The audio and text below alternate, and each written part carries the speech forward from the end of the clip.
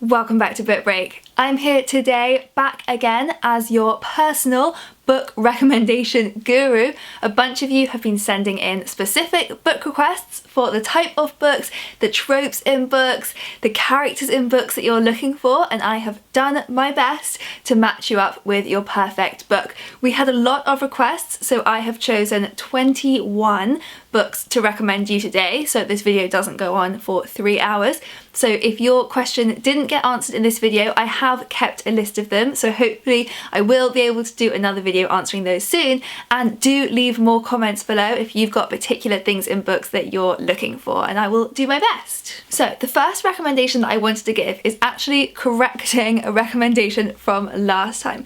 So last time round, me and Matilda had asked for a non-American folktale, and I stupidly recommended an American folktale. So I'm now going to fix that. A non-American folktale that you could read would be Spinning Silver by Naomi Novik. This book is based on Rumpelstiltskin, which is a German folktale, not American. It's set in an imaginary European medieval kingdom. It's a YA fantasy that feels very fairy tale-y. So hopefully this is now your perfect recommendation. Next, Moonbook wanted a short story collection that included horror, LGBTQI+ elements and characters of colour. So this one came to me straight away. I think you will love Her Body and Other Parties by Carmen Maria Machado. So this is a collection of short stories about women, their sexuality, their bodies. The author is Latina, the story includes lots of queer women, and it does involve body horror as well. So everything you wanted in there.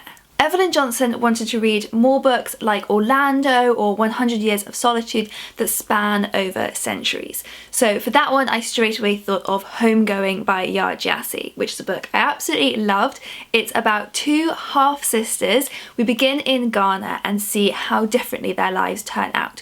One of them is sold as a slave and one of them is married off to a slave owner. And every chapter we move down a generation and check in on how these families are over the centuries. The sister who was sold as a slave, her family end up in the US and we follow them there, and the other sister and her family remain in Ghana. So as well as spanning the centuries, we're also jumping between different continents. And then it's funny that I mentioned Homegoing because the next question that came in was from Alina Reads Everything, and she wanted a book like Yaa Gyasi's Homegoing but meets Chinese culture. So I did a little bit of research for this one and came across Diamond Head by Cecily Wong, which follows 4 generations of a wealthy shipping family and takes them from China to Hawaii. And I really want to read this now. Danielle Lyon wanted a fairy tale book written by an Indigenous writer and set in winter. So I'm recommending Split Tooth by Tanya Tagaq. So this one is set in the Canadian Arctic. So it's not necessarily all set in winter, but I think it will give you the setting that you're after. The book itself is a blend of fiction and memoir and poetry and Inuit folklore, so will really give you that fairy tale feel that you're after. The Anita Alvarez said that she likes reading dark mysteries set in places with lots of women, for example boarding schools or wartime towns. So I'm going to recommend Wilder Girls by Rory Power. This is set at a boarding school on an island, so we have some very isolated girls and women in this school. It's a dystopian novel. The girls are being quarantined in this school because there is a disease, the tox, spreading outside, and it affects the girls in very strange ways. It manipulates their bodies. It's very dark, very mysterious, very weird, and I loved it. Little Miss Runagirl wanted a book with a medieval or Renaissance setting, so I've gone for a medieval setting in The Pillars of the Earth by Ken Follett. So this is about the building of a cathedral in a fictional city called Kingsbridge, and all of the many characters and how they're affected by this in different ways. And this book is actually the first in a series, and it was also included on a list of the nation's best loved books. Unbreakable Spines wanted to read about a character who was either much older or much younger than you usually read about. So I have gone for a much older character in Jack and Bet by Sarah Butler. So this is about a couple, Jack and Bet, who have been married for over 70 years, and all that time Bet has been keeping a secret. But it's also about their struggle with their son, who wants to move them into somewhere with assisted living, and the unlikely friendship they strike up with a young Romanian woman which brings all these secrets to the surface. Melissa Maldonado wanted to read fiction about cults, so I'm going to recommend False Hearts by Laura Lamb. This is a psychological thriller about twins who were raised in a cult that didn't believe in modern medicine. They were conjoined twins who shared a heart, and so eventually they needed medical care and they were forced to escape from this cult. We then catch up with them 10 years later as they get involved with a sinister undercover operation, and one girl has to pose as the other in order to save her life. James Weatherly wanted to read translated fiction that is funny and a modern classic written in the 20th century. So I had to recommend The Master and Margarita by Mikhail Bulgakov. This is a book that I still haven't read. I confessed this before when we made a video on books with cult followings. This is a book I've had on my shelf for maybe 10 years at this stage, so I will finally read it and you can read it as well. I have heard that it is brilliant. Every single person I know who's read this book has adored it. It is dark humour. It was written during the darkest days of Stalin's regime, and I have to read it. So in the mood for reading, wanted to read something with forbidden love. So there are loads of options here, but I'm going to recommend The Mercies by Kieran Millward Hargrave. So this is actually based on a true story of the Vardø storm and the subsequent witch trials. It's set on the Norwegian island of Vardø in the 17th century, after a huge storm on Christmas Eve kills almost all of the men of the island, all of the adult men of the island who were out fishing at that time. And so the island becomes a place of women, and the women have to learn to survive there on their own, which of course, becoming powerful women puts them at the centre of suspicion. So that's already a fantastic premise, but we also get a forbidden love story between two women on this island.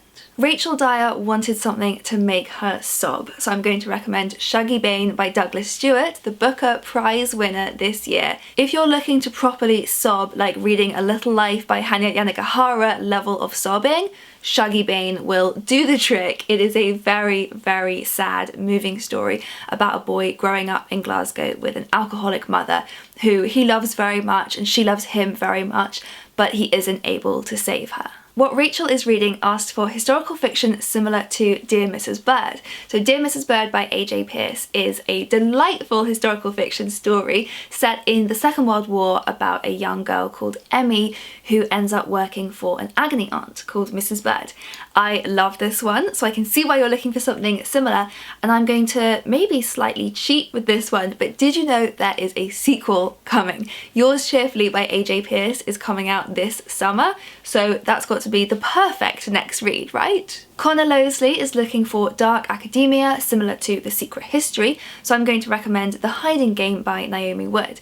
This is set in the 1920s at the Bauhaus Art School, so similar to The Secret History, we have an academic setting, a group of friends, and a betrayal that will haunt them through the years. But there's also an extra layer in this book of the historical setting. It's set in 1920s Germany as political tensions are rising, so that adds an extra layer there.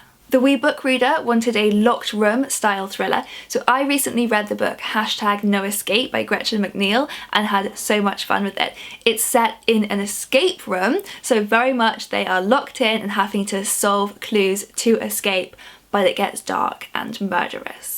And then on a similar theme, Jess Has Books wanted something that didn't have to be a murder mystery, but that did have riddles or a game that had to be solved. So the perfect book for you would be Seven Ancient Wonders by Matthew Riley. This book is about a massive treasure hunt, the biggest treasure hunt in history, with different nations involved in a race to locate the seven ancient wonders. And there are so many clues and riddles along the way for them to figure out. Riker wanted to read a book where a bisexual girl falls in love with a man and a woman, and then the three of them go on an adventure.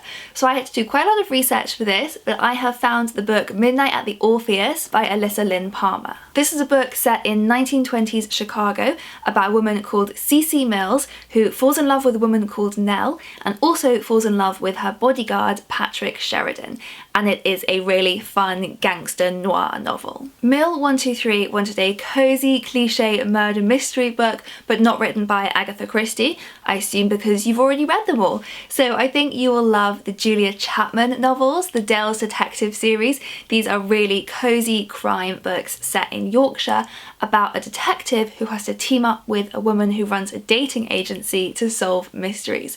And we actually have loads more recommendations like this as well. I will put a link below to a video we made all about cozy crime books, so loads of suggestions in there. Harry from Bedlam Books wanted a book that isn't miserable but where someone dies. So for that one I thought of Paul Takes the Form of a Mortal Girl by Andrea Lawler. This is a really unusual book that I absolutely loved. It's set in the 90s and it's about a shapeshifter called Paul who can change his body at will.